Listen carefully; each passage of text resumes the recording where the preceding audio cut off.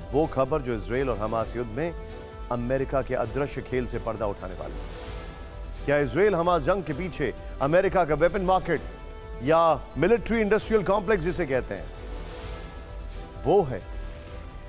क्या अपने अपने हथियार बेचने के लिए दुनिया में एक और युद्ध की ज्वाला भड़काई जा रही है? क्या सिर्फ हथियारों की डील के लिए गाजा में अब तक 4000 से ज्यादा बेगुनाहों का खून बह चुका है? 18 अक्टूबर को युद्ध के बीच अमेरिकी राष्ट्रपति जो बाइडेन ने इजराइल का दौरा किया।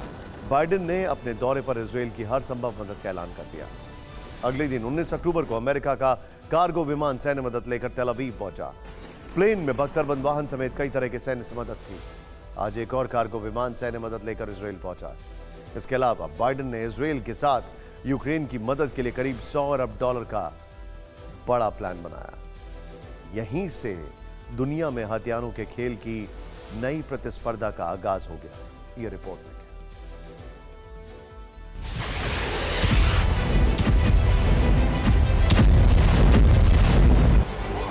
इजराइल ठान चुका है हमास को पूरी तरह खत्म करना है।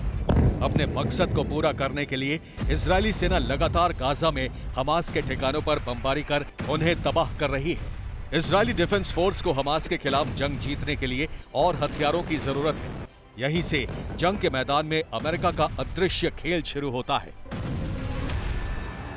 बाइडेन इजरायल का दौरा करते हैं, तेल अवीव को हर तरह से ताकतवर बनाने का वादा करते हैं। अगले ही दिन अमेरिका का C-17 विमान सैन्य मदद लेकर लैंड करता है। विमान में बख्तरबंद वाहनों समेत कई प्रकार की युद्ध सामग्री होती है।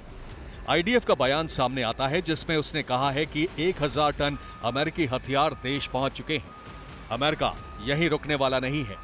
बाइडेन यूएस कांग्रेस से इजराइल और यूक्रेन की मदद के लिए $100 अरब के पैकेज की योजना बना रहे हैं। I'm going to send to Congress an urgent budget request to fund America's national security needs, to support our critical partners, including Israel and Ukraine. It's a smart investment that's going to pay dividends for American security for generations. $100 अरब की मदद में $60 अरब Ukraine के लिए होंगे, $14 अरब Israel को दिए जाएंगे, बाकी दूसरी रक्षा जरूरतों पर खर्च किए जाएंगे। इस सब के बीच एक मीडिया रिपोर्ट सामने आई है जिसके मुताबिक पेंटागन ने कई महीने पहले अमेरिकी आपातकालीन स्टॉक से यूक्रेन के लिए तय किए गए हजारों 155 मिलीमीटर तोपखाने के गोले इजराइल को भेजने की योजना बनाई है।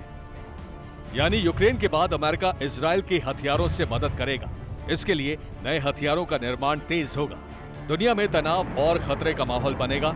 अलग अलग देश हथियार खरीदने के लिए डील करेंगे। मतलब ये कि हथियार बनाने वाली कंपनियां और देश युद्ध के बारूद से मुनाफा कमाएंगे।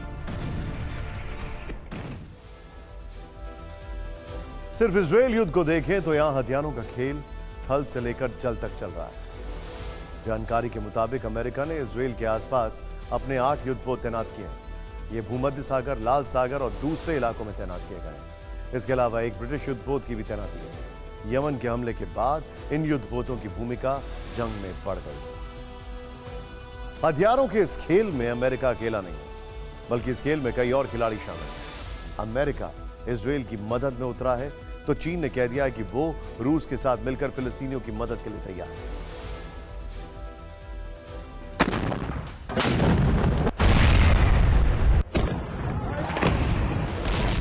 इजराइल हमास युद्ध महाशक्तियों के टकराव का मैदान बन गया है। इस मैदान में कई देशों के हथियार आपस में टकरा सकते हैं। इजराइल अमेरिकी हथियारों से हमास पर हमले करेगा तो हमास को रूस, चीन के हथियार पलटवार के लिए मिल सकते हैं।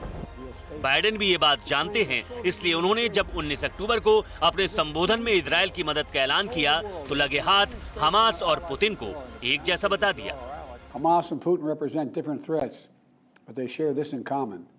They both want to completely annihilate a neighboring democracy, completely annihilate it. Putin की हमास से तुलना करने पर क्रेमलिन ने कड़ा रुख अपनाया है। क्रेमलिन ने कहा है कि इस तरह की बयानबाजी बिल्कुल अस्वीकार्य है। इसके बीच चीन ने ऐलान कर दिया है कि वो रूस के साथ मिलकर फिलिस्तीनियों की मदद को तैयार है। तो क्या ये मदद हथियारों के तौर पर होगी? इस आशंका को खारिज नहीं किया जा सकता। इससे पहले उत्तर कोरिया पर भी आरोप लग रहे हैं कि हमास के लड़ाके उसके हथियारों का इस्तेमाल कर रहे हैं। युद्ध में जितने ज्यादा देश उतरेंगे, जंग उतनी भड़केगी। अंजाम साफ है, जितने देश उतने हथियार और उतना बाजार।